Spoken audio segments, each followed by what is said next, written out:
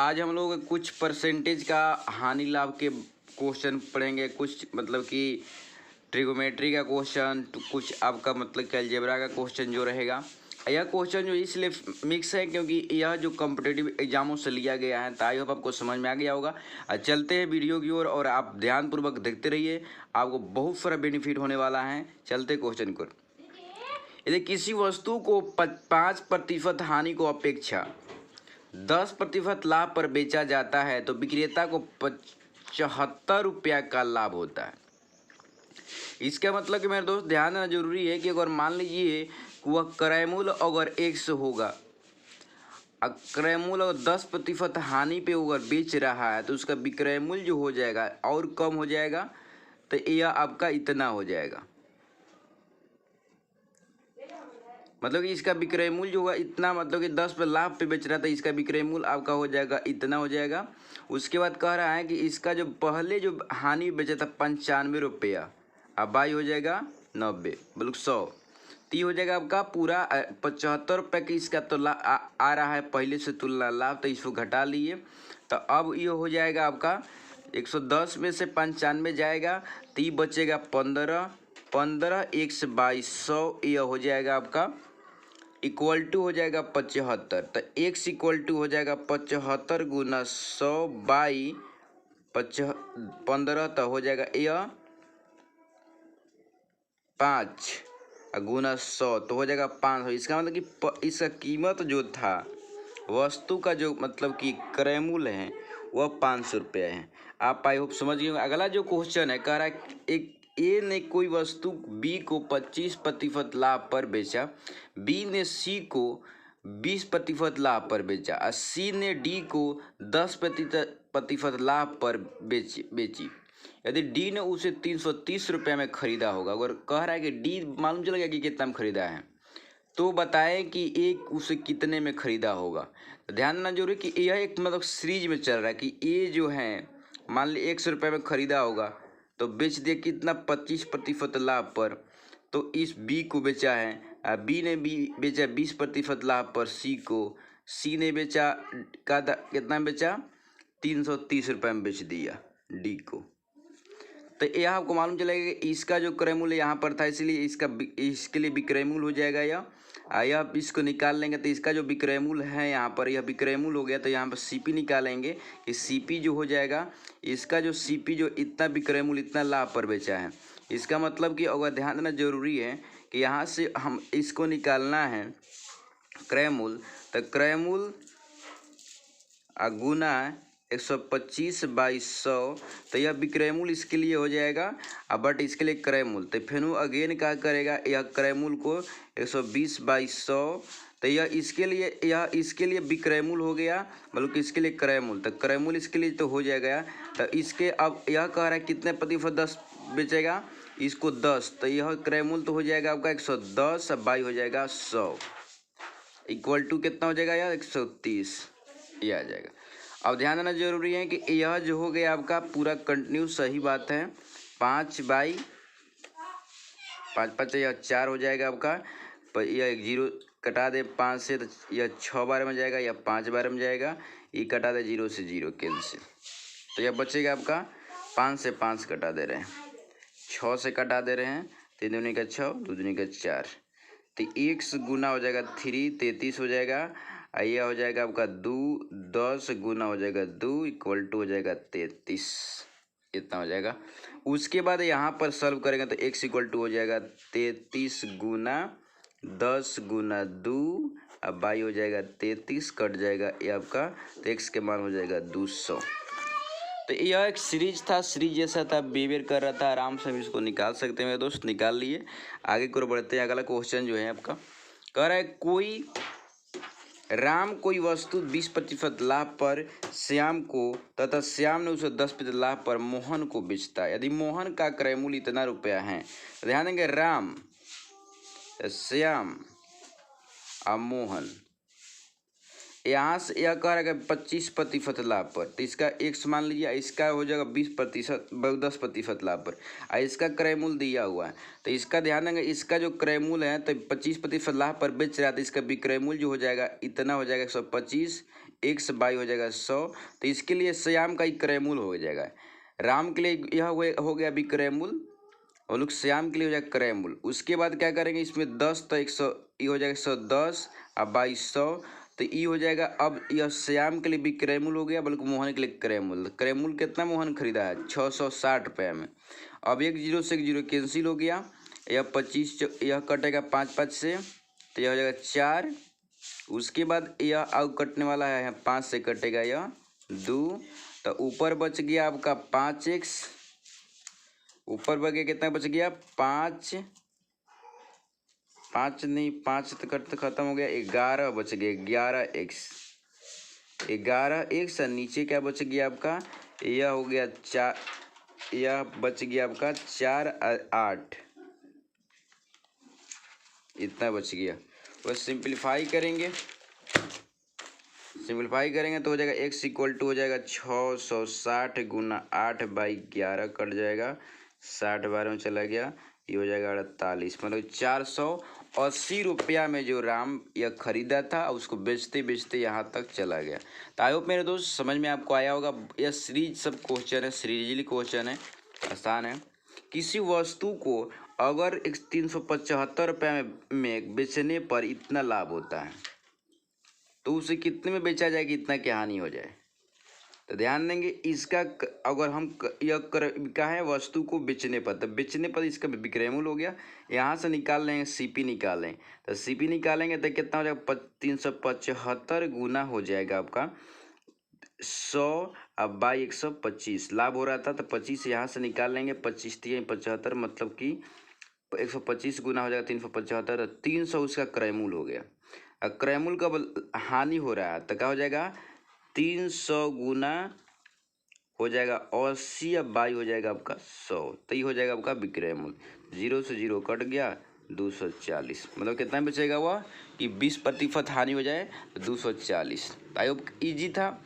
यहाँ से सीपी निकाल लिए, यहाँ सीपी निकाल लिए, यहाँ से एसपी निकाल लिए। फार्मूला पे अगर फार्मूला समझ में रहे तो फार्मूला होता है आपको सीपी इक्वल टू होता है एसपी गुना 100 प्लस प्रॉफिट अब बाई होता है 100। तो यही पे निकाल लिए, यह प्रॉफिट नीचे वाला था, यह इन्हीं होता है। अगला क्वेश्चन देखते हैं मेरे दोस्तों। यदि राम 500 रुपया की कोई वस्तु श्याम को 20% लाभ पर कह रहा है कि श्याम ने इतना रुपए का वस्तु जो क्या कर दिया 20% की लाभ पर क्या किसको दे दिया, श्याम को दे दिया। श्याम मोहन को 10% लाभ पर दिया। श्याम ने 10% दे दिया मोहन को पर लाभ में बेच दिया, तो मोहन का क्रयमूल्य क्या होगा। ध्यान देना मेरे दोस्त, इसका होगा, इसका विक्रयमूल्य निकालेंगे। राम का विक्रयमूल्य कितना हो जाएगा, तो 500 रुपया का एक हो जाएगा 20%, 120 बाई हो जाएगा आपका 100, तो 0 0 कट जाएगा, वही हो जाएगा अब 600 रुपया हो जाएगा। 600 रुपया राम का जो हो गया विक्रयमूल्य हो गया, जो श्याम के लिए क्रयमूल्य हो गया। तो 600 गुना हो जाएगा 110 बाई हो जाएगा आपका 100, तो यह हो जाएगा आपका श्याम के लिए क्रयमूल्य आने मतलब विक्रयमूल्य आने वाला है। यह क्रयमूल्य इतना में लिया, अब विक्रयमूल्य आ जाएगा क्योंकि 10% जो है मोहन के लिए यह नाफा लेके बेच रहा है। इसका मतलब यह जो कट जाएगा 0 से 0, मतलब कि 660 रुपये इसका आ गया। इसका मतलब 660 रुपये श्याम के लिए विक्रयमूल्य हुआ, बट यह राम के लिए मोहन के लिए जो हो जाएगा यह मोहन के लिए यह आपका सीपी हो जाएगा, मतलब कि क्रयमूल्य हो जाएगा। आई होप मेरे दोस्त समझे होंगे, बहुत ईजी था। तो अगला जो क्वेश्चन है आगे की ओर बढ़ते हैं। अगला क्वेश्चन है हम लोग ज्योमेट्री से लिया गया। किसी त्रिभुज ABC कह रहा है कि समांतर है। कैसे मान लें कि ABC एक त्रिभुज हो गया ABC, कह रहा है कि BC के समांतर रेखा AB को इतना अनुपात में काट रही। AB के समांतर जो मान लें कोई रेखा होगा, मान ली इसको, मान ली तो इसको जो काट रही है ना, तो 1:3 में काट रही है, ऐसे काट रही है। तो ध्यान देना जो कि यह हम लोग क्या करेंगे, पाइथागोरस जो मतलब पाइथागोरस थेल्स के नियम से थेल्स के प्रमेय से हम निकाल सकते हैं कि जब यह पैरेलल इसका हो गया है ना, तो इसके जब पैरेलल हो गया तो इसका रेशियो भाई इसका रेशियो, इसको रेशियो भाई इसको रेशियो, ये आपका हो जाएगा। इसका मतलब कि इसका जो होगा यह रेशियो इतना, ये भी उतने रेशियो में काटेगा। थेल्स का प्रमेय कहता है कि जब यह पैरेलल होए है ना, तो यह इसके रेशियो में काटता है। इसका मतलब कि ए और डी रेशियो जो है बी डी रेशियो इस 1:3 में है, तो इसका मतलब कि A E ratio B equal to हो जाएगा 1:3, दोनों बराबर हो जाएगा। तो आई होप मेरे दोस्त बहुत ईजी था, बट यह समझना था कि कौन थ्योरम से आपको कैसे रिलेटेड है, तो आपको आसानी से आ जाता, कोई दिक्कत नहीं था। अगला क्वेश्चन है वृत्त से लिया गया है ना। किसी वृत्त में ए बी तथा बी सी दो जीवाएँ हैं और दोनों को केंद्र से इतना की दूरी पर हैं। मगर दोनों जीवाएँ हैं ना जिसका, तो यह यहाँ से दूरी पर इतना है, जिससे कि दिया हुआ है कि ए बी जो ले लिया, ए बी के मान दे दिया 8, तब बी सी के बताना है। तो इतने दूरी पर हैं, तो यहाँ से ध्यान देना जरूरी है, इतने दूरी पर हैं। तो यह आपको दिमाग में आ गया कि इतने दूरी पर जब हैं, तो यहाँ से आपको मालूम चल गया यहाँ से 3 की दूरी है।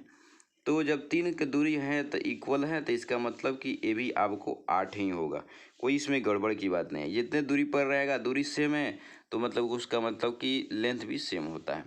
तो ये आपका एक थ्योरम है, कोई गड़बड़ की बात नहीं है। नहीं तो अगर मान लीजिए यह 4 है, यह 3 है, तब 5 हो गया, या 3 है 4 है तब 5 हो गया, 8 हो गया। मतलब कि आप फार्मूला से भी निकाल सकते हैं। जैसे नहीं बुझाया तो एक बार देख लीजिए। और कि मान लीजिए कि यहाँ से ये दिया हुआ 8, तो हम जानते हैं कि जो आपका यह 3 दिया है, दूरी यही 3 दिया है, तो कह रहा है कि केंद्र से जो दूरी दिया हुआ है वह जो हमेशा होता है ना, तो कि आपका जीवा पर लंब आता है, मतलब कि वह आपको 90 डिग्री पे काटता है। तो यह आपको 3 है, यह दोनों हाफ पे काटता है, तो यह 4 हो जाएगा, ये 4 हो जाएगा क्योंकि पूरा 8 है। तो 4 और 3 का स्क्वायर करेंगे तो यह पाइथागोरस थ्योरम से यह 5 होगा। इसका मतलब कि यह वृत्त का जो हो गया त्रिज्या जो 5 हो गया। अब दूसरा वृत्त के जीवा का निकालना है, तो देखते हैं। तो यहाँ से आपको दे दिया, यहाँ से नहीं मालूम है, बट यहाँ से इसको मालूम हो चुका है कि यहाँ से इसका 5 है, और यहाँ से क्या हो गया, यहाँ से आपका 3 है। तब 5 के स्क्वायर में से, तब 5 के स्क्वायर हो जाएगा 25, और 3 के स्क्वायर होगा 9। 25 में से 9 जाएगा तो हो जाएगा 16। 16 का जो आपका वर्गमूल होगा, मतलब कि वर्गमूल होगा, तो उसका होगा 4। तो इस 4 हो गया, यहाँ से यहाँ इसका 4 हो गया, और यह 4 हो जाएगा, क्योंकि दोनों इक्वल होता है। तो यहाँ से 4 4 8 आ गया। तो डायरेक्ट इसको आपको दिमाग में भी आना चाहिए कि जब सेंटर से अगर केंद्र से सेम कह रहा है दूरी 3 है, तो आपको डायरेक्ट आंसर लिख लीजिए कि बी सी के मान होगा 8 होगा, क्योंकि इतना बनाने का जरूरत ही नहीं रहता। क्वेश्चन देखते हैं मेरे दोस्त। कह रहा है किसी समभुज का एक बहिकोण 72 है। तो जानते हैं कि बहिकोण जो होता है ना आपका, कि अगर समान भुजाएं मान ले बहुभुज है, तो उसका बहिकोण अगर निकालना था तो उसका सम इतना होता है, और डिवीजन करेंगे तो इतना हो जाएगा। बट इसका डिवीजन करके इतना आ जाएगा, बट का तो इसका मान दिया है 72।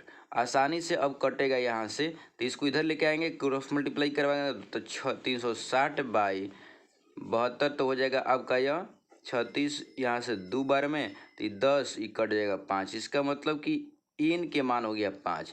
इसका मतलब कि आपको आसानी तरीका से आ गया कि यह जो बहुभुज है यह पंच बहुभुज वाला है, मतलब कि ऐसे वाला बनने वाला है आपका फिगर, ऐसे वाला। तायो मेरे दोस्त समझ गए होंगे, बहुत ईजी था। अब अगला कह रहा है कि एक त्रिभुज के एक कोण का मान इतना है। एक कोण त्रिभुज की जानबे करते हैं कि 3 कोण के मान जो होता है, अगर 180 होता है, तो एक को मान दे दिया, और 2 के मान जो दिया अनुपात में। इसका मतलब कि इसमें हम लोग गुना कर लेते हैं, तो 2x हो जाएगा, और इसमें 5x हो जाएगा, इक्वल टू 180। अब 82 में से 180 में से 82 जाएगा, तो ये हो जाएगा आपका 98, और 7 से भागा देंगे, 7 से भागा देंगे तो इसका जो मान आ जाएगा आपका 7 दूनी 14 हो जाएगा। एक बार में कटेगा, 7 चौका 28 आपका हो जाएगा, तो x का मान हो गया 14। तो कह रहा है कि छोटा मान, तो छोटा मान तो यहीं शायद होने वाला है, तो 2x इक्वल टू 2 गुना हो जाएगा 14, तो हो जाएगा 28 डिग्री। मतलब सबसे छोटा जो है, सबसे छोटा कोण होगा 28 डिग्री का होगा। आई होप मेरे दोस्त समझे होंगे। यह सभी जो क्वेश्चन जो था बहुत ही महत्वपूर्ण था, क्योंकि सभी एग्जाम जो भी एग्जाम हुआ है जैसे कि मान लीजिए अधिकतर जो हम लोग एनटीपीसी के मतलब कि ग्रुप डी से का क्वेश्चन था, आया रेलवे में पूछा हुआ बहुत सारा क्वेश्चन था, इसीलिए सोचे कि आप लोग को बता दें। आई होप आपको यह मतलब कि क्वेश्चन बहुत अच्छा लगा होगा। और कोई भी आपको डाउट है तो पूछ सकते हैं, कोई भी क्वेश्चन आप बना रहे हैं नहीं बन रहा तो मेरा आप व्हाट्सएप के माध्यम से पूछ सकते हैं कि सर एक क्वेश्चन बता दीजिए, मेरा एक कंसेप्ट बहुत वीक है, बताने के प्रयास कर दीजिए, तो हम निश्चित रूप से आपको बताएंगे, हेल्प करेंगे 100%।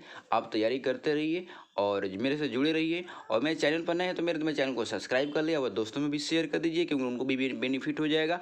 और मेरे चैनल नए हैं तो आप लोगों को भी मेरा सपोर्ट भी हो जाएगा। मिलते हैं मेरे दोस्त नेक्स्ट वीडियो में, तो जाने का अनुमति दीजिए। जय हिंद।